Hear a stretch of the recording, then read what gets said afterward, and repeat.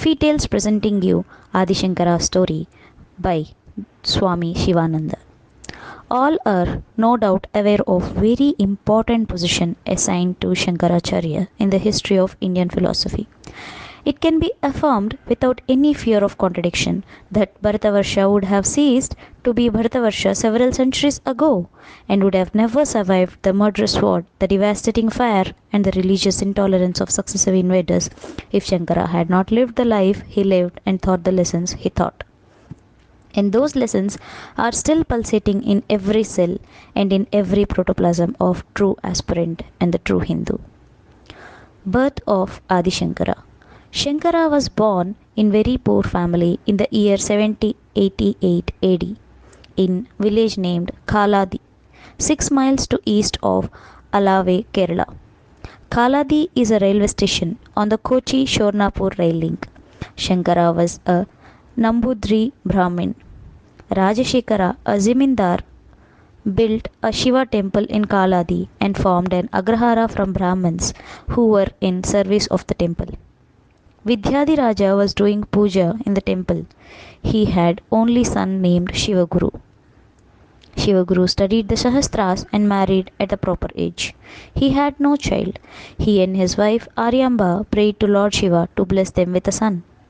A son was born to them in the Vasanta Ritu or the spring season at noon in the auspicious Abhijit Muhurta and under the constellation Andhra. This was Shankara. Shivaguru died when Shankara was 7 years old. Shankara had none to look after his education. His mother was an extraordinary woman. She took special care to educate her son in all the Sahastras. Shankara's Upanayana or thread ceremony was performed in his 7th year after the death of his father. Shankara exhibited extraordinary intelligence in his boyhood. When he was only 16, he became a master of all philosophies and theologies. He began to write commentaries on Gita and Upanishads and the Brahma Sutras when he was only 16 years old. What a great marvel! Shankara's mother was consulting astrologers about horoscope of suitable girls for her son's marriage. But Shankara had a firm resolve to renounce the world and become a sannyasin. Shankara's mother was very much grieved that there would be no one to perform her funeral rites after her death. Shankara gave full assistance to his mother that he would always be ready to serve her at the deathbed and perform the usual funeral rites. Even then, his mother was not satisfied.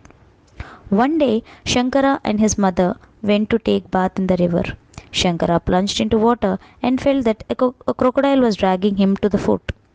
He shouted to his mother at the top of his voice, "Oh, my dear mother, a crocodile is dragging me down. I am lost. Let me die peacefully as a sannyasin. Let me have the satisfaction of dying as sannyasin. Give me your permission now. Let me take apatha sannyasa." The mother immediately allowed him to take sannyasa. Shankara took apatha sannyasa, the adoption of sannyasa when death is near, at once. The crocodile let him go unharmed. Shankara came out of the river as a nominal sannyasin. He again repeated his promise to his mother. He left her under the care of his relatives and gave away his little property to them. He then proceeded to find out a guru with a view to get himself formally initiated into the sacred order of sannyasa. Shankaracharya in search of guru. Shankara met Swami Govindappa Acharya in hermitage in Badrikashram, Badrinath in Himalayas, and he prostrated at the teacher's feet. Govinda asked Shankara who he was. Shankara replied, "O revered Guru, I am neither fire, nor air, nor earth, nor water, none of this, but the immortal Atma, self that is hidden in all names and forms." He also said in the end, "I am a son of Shiva Guru, a Brahmin of Kerala. My father died in childhood. I was brought up by mother.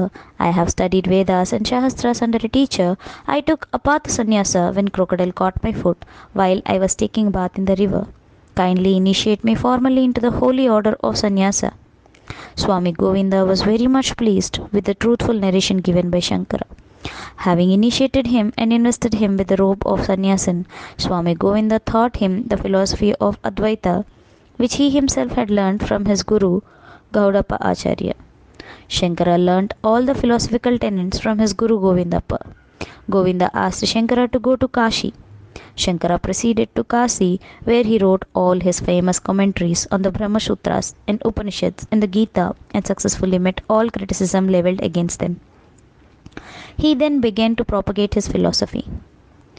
Shankara had the greatest esteem for his Guru Govindappa and his Paramaguru or the teacher Gaudappa. Shankara lost his father when quite young, and his mother performed his Upanayana ceremonies with the help of her relatives. Shankara excelled in all branches of traditional Vaidika learning. A few miracles are reported about young Shankara. As a Brahmakarin, he went about collecting alms from family in the village. A lady who was herself extremely poor but did not want to send away the boy empty handed gave him the last piece of amla fruit she had at home. Shankara, sensing the abject poverty of the lady, composed a hymn known as Kanakadhara Stotram to Shri, the goddess of wealth, right at her doorstep. As a result, a shower of gold alms rewarded the lady for her piety. On another occasion, Shankara is said to have rerouted the course of Purna river, so that his old mother would not have to walk a long distance to river for her daily ablutions. Some anecdotes about Adiguru Shankaracharya. Shankara was going along the street one day with his pupil to take bath in Ganges when he met a Chandala who was also passing along the street with his dog by his side. The disciples of Shankara shouted and asked the Chandala to clear off the road. The Chandala asked Shankara, "O Venerable Guru, you are a preacher of Advaita Vedanta, and yet you make a great difference between man and man. How can this be consistent with your teachings of Advaitism? Is Advaita only a theory?" Shankara was very much struck by the intelligent query of Chandala. He thought within himself that Lord Shiva has assumed this form and just to teach me a lesson.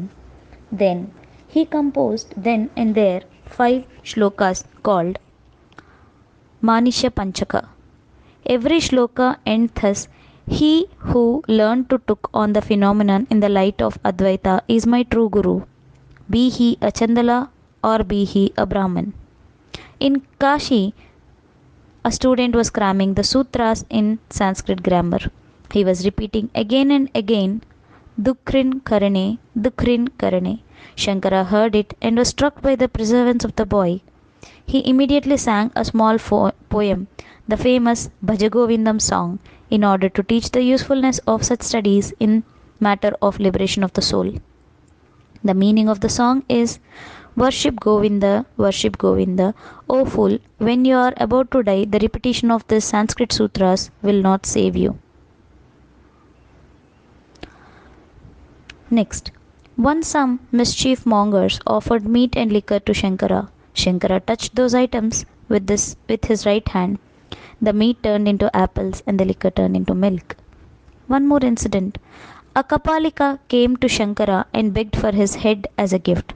Shankara consented and asked the Kapalika to take his head when he was alone and absorbed in meditation. The Kapalika was just aiming with a big sword to sever the head of Shankara. Padmapada, the devoted disciple of Shankara, came and caught hold of the arm of the Kapalika and killed him with his knife. Padmapada was a worshipper of Lord Narsimha. Lord Narsimha entered the body of Padmapada and killed the Kapalika. Coming to Shankara's philosophy. Shankara wrote bhashyams or commentaries on Brahma Sutras, Upanishads and the Gita. The bhashya on the Brahma Sutra is called Sharirik Bhashya. Shankara wrote commentaries on Sanat Sujaitya, Sahasranama Adhyaya. It is usually said, for learning logic and metaphysics, go to Shankara's commentaries.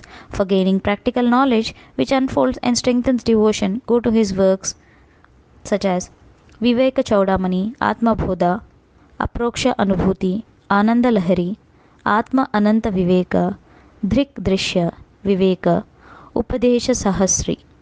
Shankara wrote innumerable original works in verses which are matchless in sweetness, melody, and thought. Shankara's supreme Brahman is Nirguna, who is without gunas, Nirkhara, who is formless, Nirvesha, without attributes, and Akharta, non agent. He is above all needs and desires. Shankara says, this Atma is self evident. This Atman or self is not established by proof of existence of self.